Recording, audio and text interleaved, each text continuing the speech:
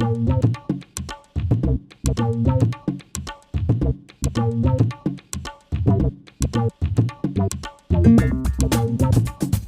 je m'appelle Brian Weber, je suis apprenti charpentier, j'ai 18 ans. Je m'appelle Tim Jonin, j'ai 17 ans.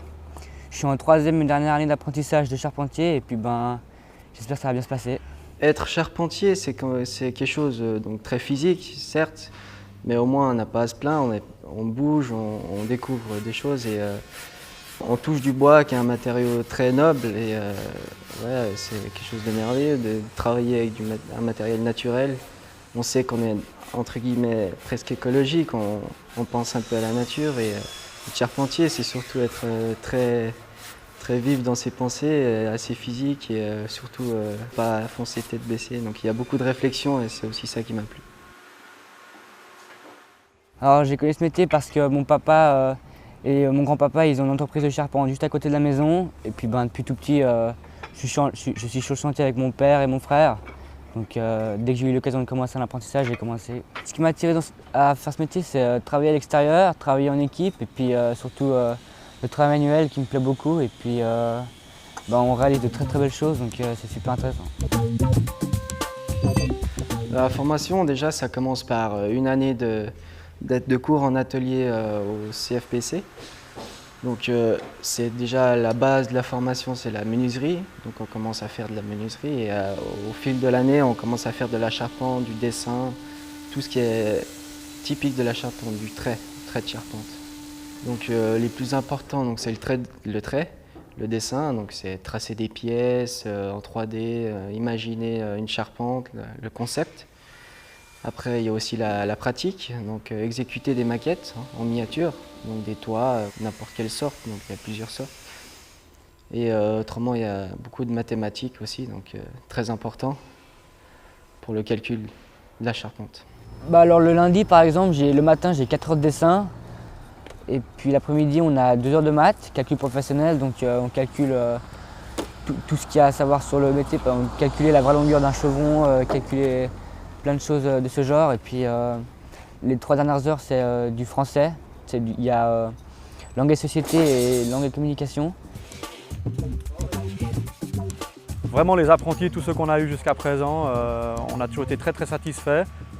Ils ont la chance d'être dans une petite structure où ils touchent à tout. Ils peuvent vraiment faire de la taille, de la pose. On fait aussi un peu de couverture, des escaliers, donc ils voient vraiment une palette complète du métier. Ils font même de l'isolation et du lambrissage. Donc c'est vrai qu'ils ont à la sortie des 3 ans d'apprentissage vraiment un savoir-faire qui est assez important.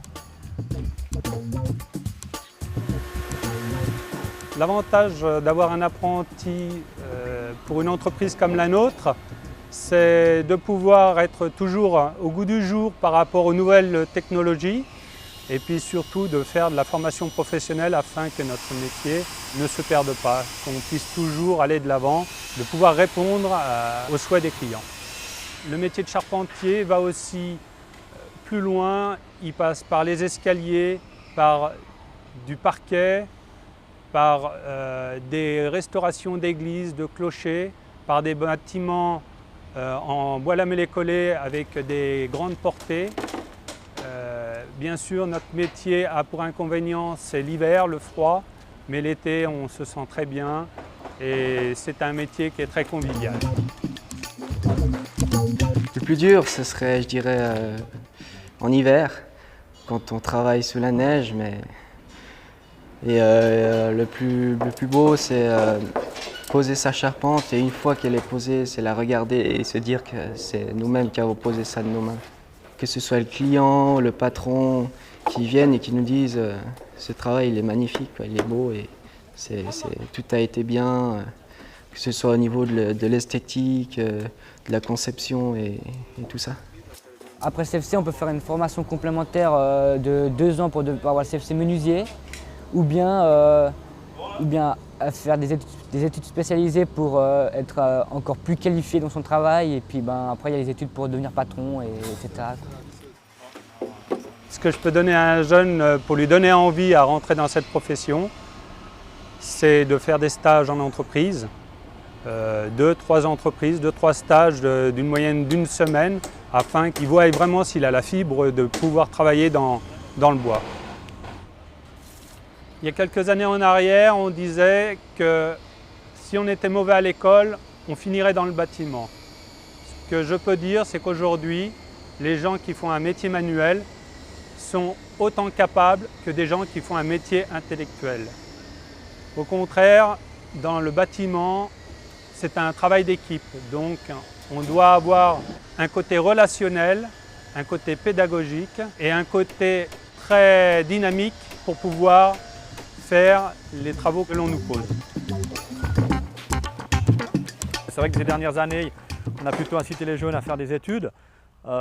Et quand on me dit, souvent on m'a fait réflexion, ouais, mais nous on a fait des études, c'est pour ça qu'on est payé plus que vous. Nous on a aussi fait des études, moi j'ai fait 3 ans d'apprentissage, 4 ans de cours de maîtrise, il y en a qui font encore plus, qui se perfectionnent, donc je pense qu'on étudie autant que les autres. Je pense qu'on est sûr en tout cas d'avoir du travail. Dans nos métiers, je pense que celui qui a envie de travailler, il trouvera toujours du travail. On peut voyager et trouver du travail sans problème. Moi j'ai fait pas mal de pays et partout, si j'avais voulu travailler, j'aurais travaillé sans problème. Donc, vous voyez là, derrière nous, on est arrivé ce matin, il n'y avait rien du tout. On part ce soir, il y a déjà le toit, la charpente est déjà posée. Demain le toit sera fini. Après-demain on passe devant, on se dit voilà, ça on l'a fait en quelques jours. Et j'ai des exemples comme ça sur le canton de Genève et un petit peu aux alentours, on en a maintenant avec 25 ans d'expérience, des centaines et des centaines. Donc on a de la chance. Donc on a vraiment un métier magnifique, on voit souvent les gens de haut. Et c'est aussi d'être en extérieur comme ça, pour moi c'est vraiment quelque chose qui me plaît énormément. J'ai souvent eu la chance de parcourir des chantiers très importants, non seulement des grosses charpentes, mais aussi des gros monuments, des monuments historiques, découvrir des anciennes charpentes notamment, qui ont été faites il y a plusieurs années, qui sont très vieilles, et pouvoir rénover ces charpentes, sachant que ça a été fait il y a plus d'1 siècle, c'est rien de plus beau, quoi. En dehors de mon apprentissage, je fais du motocross. C'est vrai que ça me prend une bonne partie de mon temps aussi. J'essaie de faire le maximum pour jongler avec mon apprentissage et mon sport.